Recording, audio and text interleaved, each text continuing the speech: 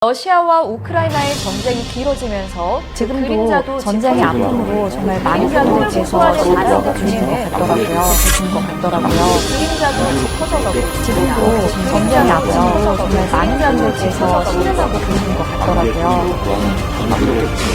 고통을 호소하는 사람들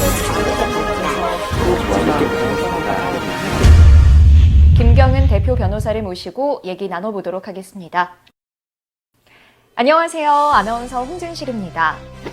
러시아와 우크라이나의 전쟁이 길어지면서 그 그림자도 짙어져 가고 있습니다. 이 고통을 호소하는 사람들 중에는 우리 고려인 동포들도 있는데요. 이러한 고려인 동포들에게 도움을 주고 계시는 법률사무소 이니 김경은 대표 변호사를 모시고 얘기 나눠보도록 하겠습니다. 안녕하세요. 네, 안녕하세요. 반갑습니다. 반갑습니다. 네. 변호사님, 먼저 이 고려인이 어디서부터 시작이 됐는지를 좀 짚고 넘어가야 할 것 같습니다.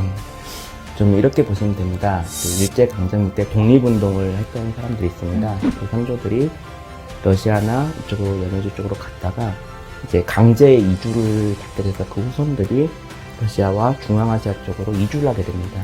그 후손들이 지금 이제 고려인이라고 보시면 됩니다.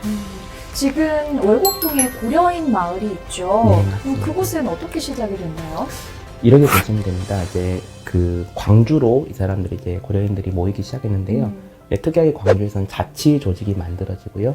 고려인들끼리 서로 도와가면서 서로가 자리를 잡아가기 시작했고, 광주와 중앙아시아가 연결이 되기 시작하면서부터 광주의 소문을 듣고 수많은 고려인들이 광주로 오게 됩니다. 그래서 광주에는 현재 7,000명 정도의 고려인들이 모여 사는 고려인 자치 마을이 생기게 된 것입니다.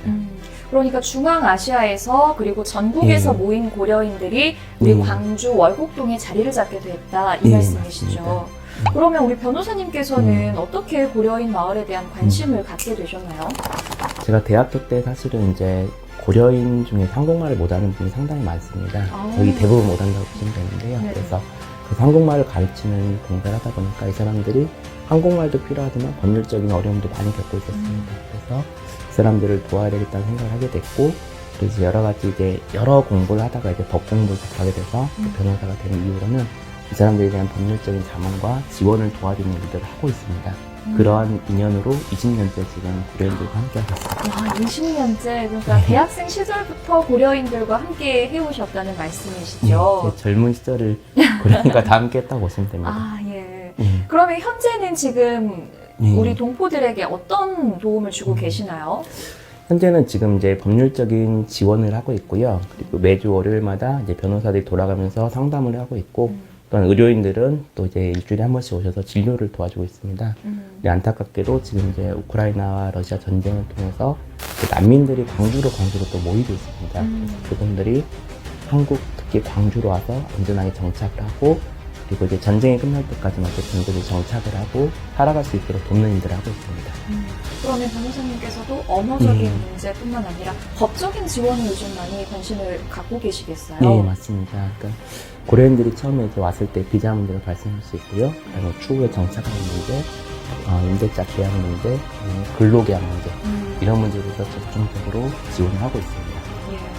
최근 70여 개 시민과 또 종교단체가 모여서 우크라이나 고려인 동포에 대한 이 정부 차원의 긴급 구호를 촉구를 했는데 맞습니다. 여기에 대한 답변은 어떤 게 돌아왔나요?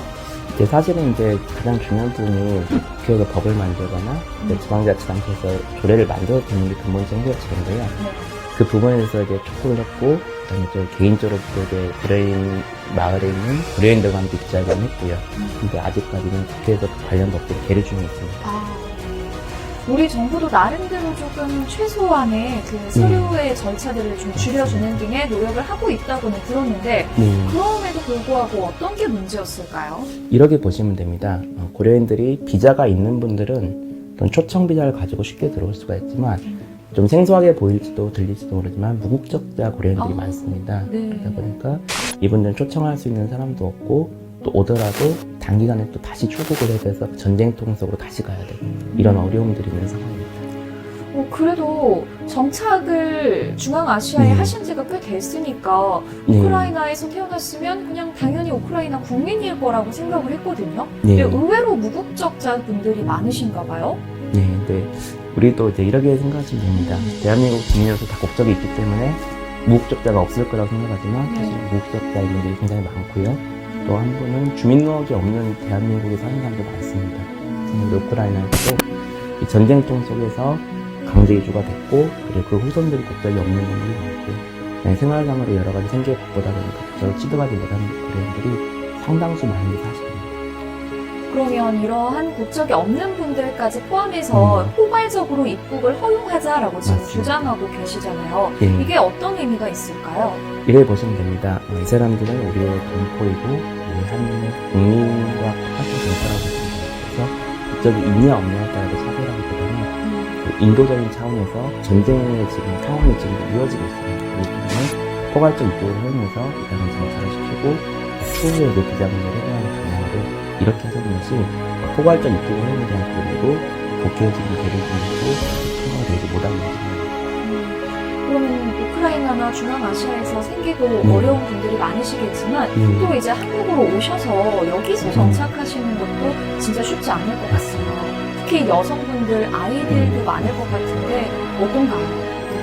요즘에 생각. 그게 너무 안타깝다 보니 저희가 이제 이분들을 항공권을 보내서 모셔오는 것까지는 할 수 있는데 실제 이곳에서 집을 구하고 직장을 구하고 아이들 교육을 시키는 건 굉장히 어려운 문제입니다. 그럴 것 같아요. 특히나 이제 전쟁 트라우마 속에 있는 분들이기 때문에 그 트라우마를 치료를 해야 되고 법률적인 문제를 지원해야 되고 생계를 도와줘야 되는 여러 가지 삼중고에 시달리고 있습니다. 네.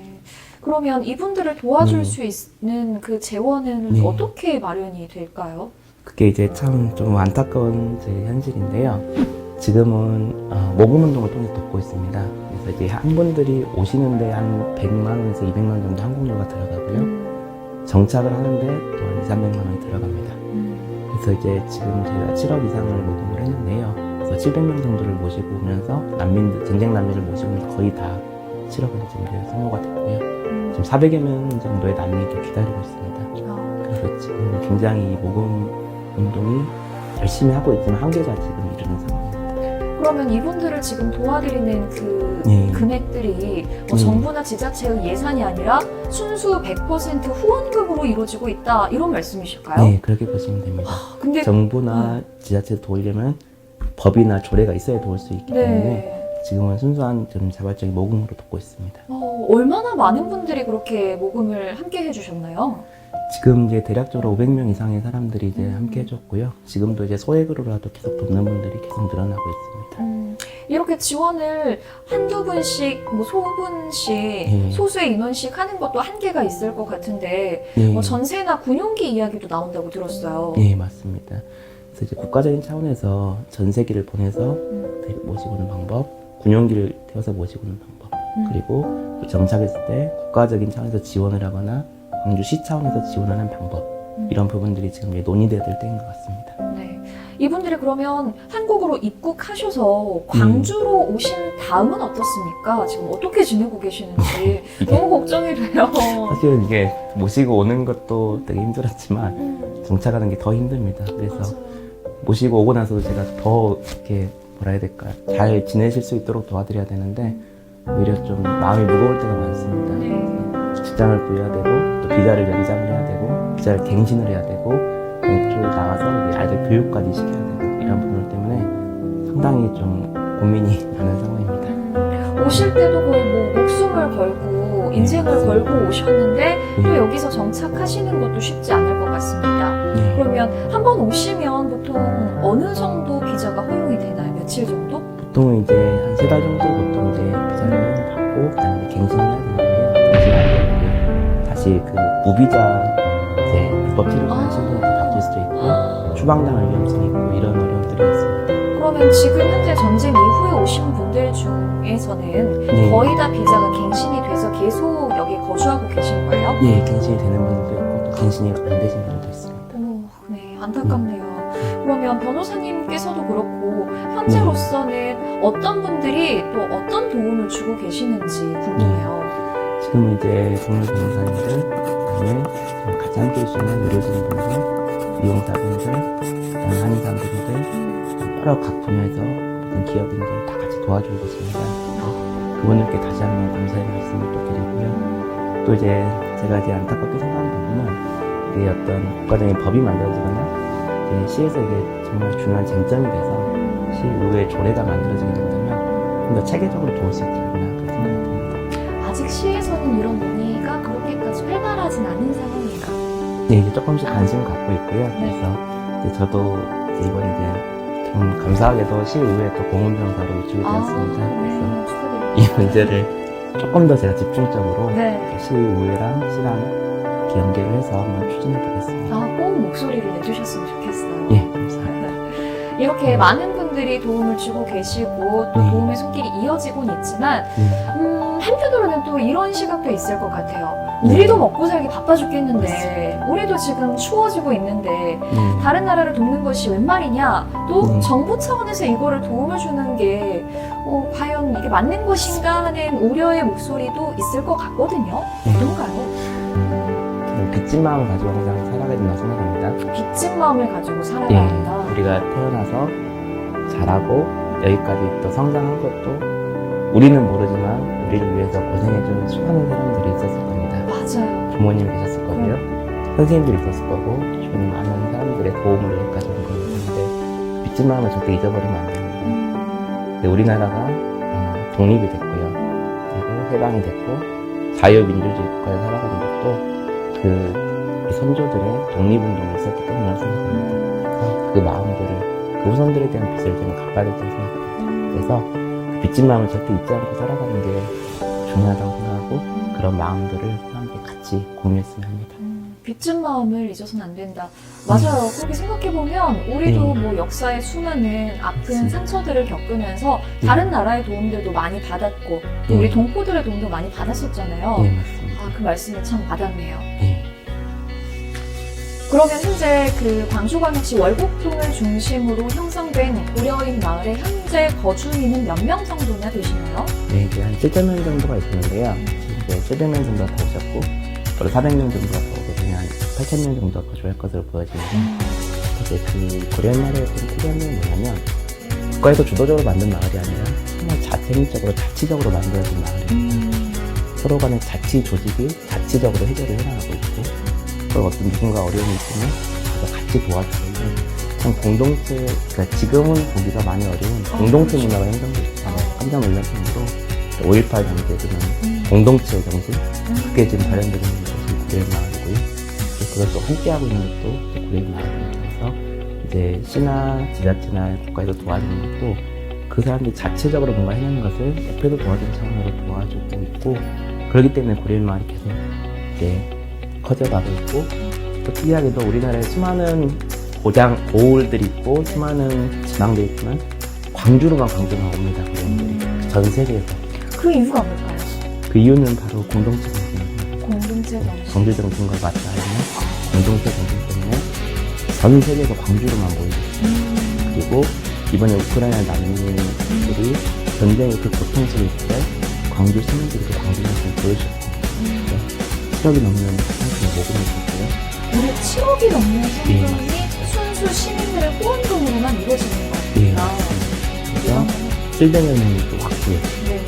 그 정신이나 그 정신을 보여준 거죠.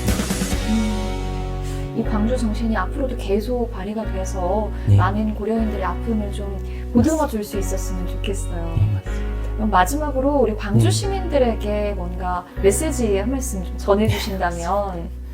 저는 두 가지를 말하고 싶습니다. 아까도 말씀드렸듯이 우리가 빚진 마음을 결코 잊고 살면 안 되거든요. 저는 이제 몰랐는데 나중에 커보고 나니까 정말 제가 빚진 사람이더라고요. 어떡해요? 수많은 부모님에게 빚을 졌고요. 그리고 수많은 사람들이 저를 도와줬고 격려해줬고 힘든 순간마다 이끌어줬고 여기까지 왔습니다. 그래서 이거를 이제는 함께 나눠야 될 때이라고 봅니다. 광주 시민들도 마찬가지입니다. 광주가 어려울 때 도와줬던 수많은 사람들이 있습니다. 함께했던 사람들이 있고 전 세계적으로 많이 도왔습니다. 광주 정신은 우리 이제 광주 시민들이 보여줘야 될 때가 생각합니다. 지금이 바로 그 시민 같아요. 우크라이나에서 수많은 전쟁 난민들이 아직도 갈 곳이 없어서 전쟁이 끊이지가 끝난 게 아니에요. 사람들이 많이 끝났다고 생각하는데 끝나지 않았습니다. 정말 갈 곳이 없어서 발을 둥둥 굴리는 사람들이 400여 명 있습니다. 그 사람들이 광주에 와서 봉사할 수 있도록 광주 시민들이 한 번 더 광주 정신을 발휘해주기를 진심으로 부탁드립니다. 네. 첫 번째는 빚진 마음을 잊지 말자. 네. 그리고 강조 정신을 발휘하자. 네. 이런 말씀을 드렸습니다. 아무튼 우리 광주 정신이 다시 한번 발휘되어야 할 때인 것 같고요. 우크라이나와 러시아의 전쟁도 빨리 끝나서 우리 난민들도 그리고 많은 우크라이나 국민들도 다시 웃음을 좀 찾았으면 좋겠어요. 네, 전쟁이 좀 빨리 끝나기를 전쟁으로 가고요. 근데 전쟁이라는 게 이제 한 번 시작되면 끝날 때까지는 정말 많은 시간이 걸려요. 그러게요. 그렇기 때문에 그 전쟁으로 아무 이유 없이 집을 떠나야 하는 사람들이 생기고요. 가족을 잃은 사람도 생기는데 그거를 누군가는 도와야 되는데 그때는 광주 시민들이 그 일을 해야 될 것 같아요. 우리가 또 다른 이웃에게 그리고 우리 동포에게 다시 한번 관심을 보여야 할 때가 아닌가 네, 싶습니다. 맞습니다. 네, 오늘 말씀 잘 들었어요. 네, 감사합니다. 네, 감사합니다. 감사합니다. 안녕하세요. 법률사무소 이니의 김경은 대표 변호사입니다. 저는 고려인 마을 지킴이, 고려인 마을 지원 변호사입니다. 반갑습니다. 고려인 마을은 우리 독립운동을 했던 우리 선조들의 후손들이 모여서 살고 있는 마을이고 지금 많은 우크라이나 난민, 고려인 난민들이 지금 오고 있습니다. 우리 홍진실 아나운서와 함께 그 고려인 난민들을 돕기 위한, 후원을 하기 위한 인터뷰를 같이 할 수 있게 되었습니다. 이제 앞으로 이 인터뷰를 이후로부터 많은 광주 시민들이 관심 가져주시고요. 함께 해주시기를 진심으로 부탁드립니다. 그동안 우크라이나 난민들과 또 고려인 마을에 대해서 정말 스스로 많은 관심이 부족했다는 사실에 부끄러워지는 오늘이었습니다. 그런데 말씀을 들으면서 보니까요, 지금도 전쟁의 아픔으로 정말 많은 분들께서 신음하고 계신 것 같더라고요. 앞으로 우리의 많은 도움과 관심의 손길이 필요할 것 같습니다. 여러분도 함께 해주세요.